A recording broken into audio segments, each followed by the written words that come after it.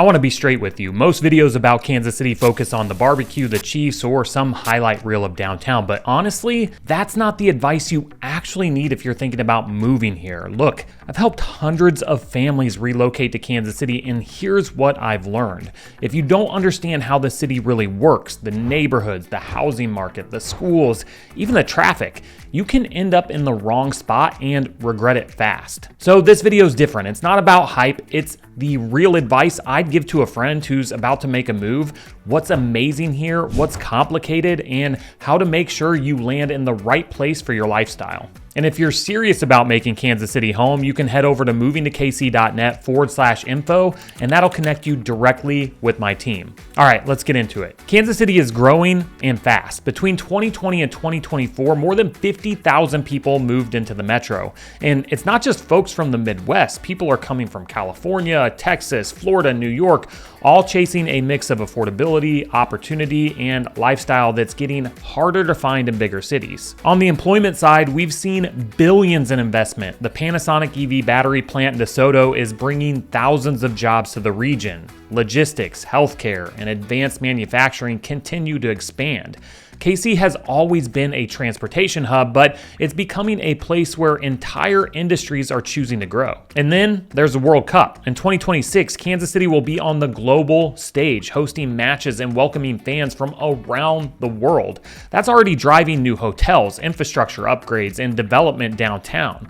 It's exciting, but it also raises questions. More traffic, more demand for housing, a spotlight that won't just show off our best side, but also our weak spots. The bottom line is this: Kansas City is still somehow under the radar compared to places like Nashville or Austin, but momentum is building. More people, more jobs, and soon, global attention. That's why if you're moving here, it's important to understand how that growth plays out in different neighborhoods, because not every part of Kansas City is experiencing it in the same way. Now, one thing that you'll hear over and over again is that Kansas City is affordable. And compared to places like Denver, where we relocated from, or Chicago, that's true. But here's the part most people don't realize. Affordability here has shifted a lot over the past few years. When my family moved back from Denver in 2020, we found a true 4-bedroom in Brookside for $400,000. At the time, it felt like a steal compared to Denver prices. 3 years later, after a full kitchen renovation and some major updates, we sold that same house for $615,000. And today,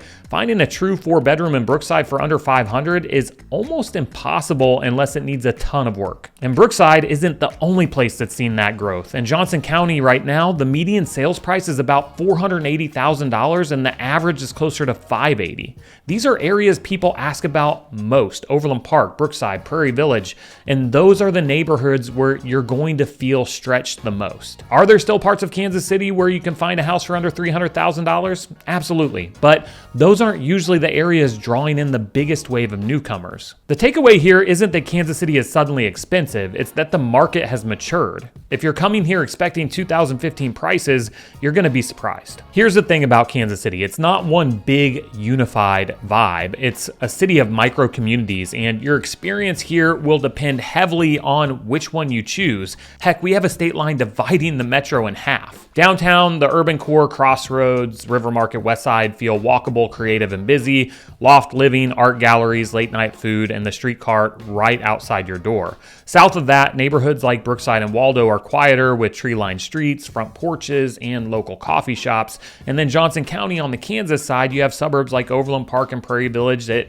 lean into schools, trails, and that master planned suburban lifestyle. And up north, you've got North Kansas City with breweries and apartments. And then you have Parkville with its small town riverfront charm. Now, here's where the reality check comes in. Kansas City is car-centric. You're gonna drive a lot. Yes, the streetcar is expanding and buses still exist for now, but for most people, daily life happens in the car. Commute times are shorter than in bigger metros, and they still matter. I'll give you an example. If I had my choice, I'd live in Parkville. It's a great community, a cute downtown, river views, and that small town feel right next to the city. But commuting from Parkville to Waldo, where I live now, would wreck my daily life. My kids' school, their friends, soccer practice, all that is rooted here in South KC, so moving 30 to 40 minutes minutes away would mean trading community and convenience for river views. And for us, that trade-off doesn't make sense right now. What I want you to understand if you're thinking about moving here is that it's not just about a house. A 3-bedroom in Brookside, a 3-bedroom in Parkville, a 3-bedroom in Liberty might look similar on paper, but they'll give you a completely different lifestyle once you factor in commute, schools, and community. And that's the kind of thing you only figure out once you're on the ground here. Now, I mentioned earlier about how we're car-centric with commuting from Parkville, but I want to dive into that. Like I just painted the picture with Parkville, commute times in Kansas City, they matter because this still is a car city. The streetcar is expanding and that's excited, but it's limited to only a few corridors. And most people moving here, they're not going to rely on that day to day. What that means is that your daily life will be shaped by highways, I-35, I-70, 435. You'll learn quickly which ones to avoid at rush hour. The upside is that even in traffic, commutes here are lighter compared to bigger metros. The downside is that you're still driving to get almost anywhere. Grocery runs, kids' activities, even seeing friends, the car is usually going to be involved. So when you're thinking about neighborhoods, don't just look at the house itself. Think about where your work is, where schools are going to be, the community is located, because in Kansas City,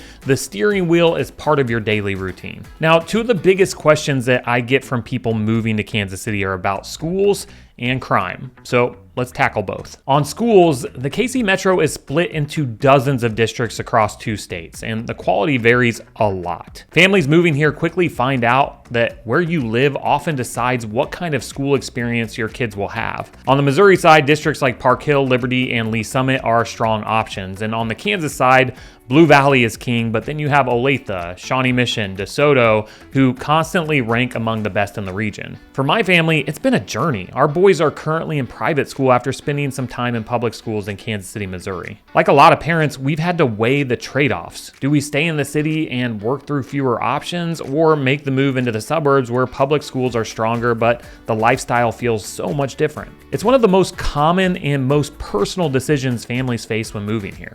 Now, crime. Kansas City makes national headlines for violent crime, and yes, there are parts of the city that struggle with it. But here's the nuance. It's very block by block. You can have a vibrant, family-friendly neighborhood right next to an area that still feels neglected. And if I'm being honest with you, the other night in Waldo, we heard fireworks, but for a moment, I thought they were gunshots, and I had my kids go inside before realizing what it was, and the truth is, sometimes you don't know right away. Now, that's not something that I worry about much if I didn't have kids, but as a parent, it definitely hits different. Neighborhood Facebook groups are great for staying on top of what's happening, but if you're considering moving here, do your research, drive the area, talk to locals, and get a feel for what day-to-day life actually looks like, because schools and crime aren't just headlines, they shape how you experience the city. Now, let's talk about what makes people stay in Kansas City, the lifestyle. This is a city with a slower, friendlier pace. People wave when you drive by. Strangers say hi at the grocery store, and you get called hun or sir at diners whether you like it or not. It can definitely feel odd at first if you're coming from one of the coasts, but most people end up really appreciating it. Then there's the food. Yes, barbecue is the headliner. Joe's, Q39, Gates, Jack Stack, but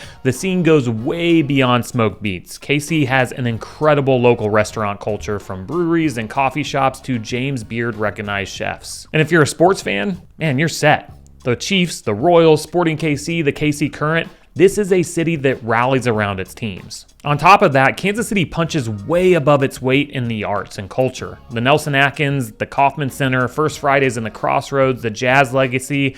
You don't have to live in New York or Chicago to have access to world-class performances and museums. At the end of the day, the lifestyle here is why so many people who move to Kansas City end up staying long-term. You get big city amenities with a small-town feel, and for a lot of families, that balance is exactly what they're looking for. Here's the advice I'd give anyone moving to Kansas City if you want to avoid regret. Don't just shop houses online. Photos and listings only tell part of the story. What you won't see are the commutes, the schools, the little quirks of daily life in a neighborhood, and those are the things that end up making or breaking your experience here. When my family was looking, we had to weigh the same trade-offs you're probably thinking about right now. Yeah, I love Parkville. It has incredible views and a charming downtown, but for us, being close to our friends and family in South KC won out. That decision had nothing to do with the house itself. It was about our life outside the front door. So my advice is this: visit, drive the neighborhoods, talk to people who live here, pay attention to how the area feels when you're actually on the ground, because Kansas City can be an amazing place to live, but only if you land in the right spot for you. And if you have questions beyond that, reach out. My team and I are always happy to help. So yes, Kansas City is growing, changing, and attracting attention like never before. But at the end of the day, your experience here really comes down to the neighborhood you choose, the community you plug into, and the lifestyle that works for you. If you've lived here for a while, drop a comment with the one thing you wish you knew before moving to Kansas City, because that kind of insight helps people more than any Google search or headline can do.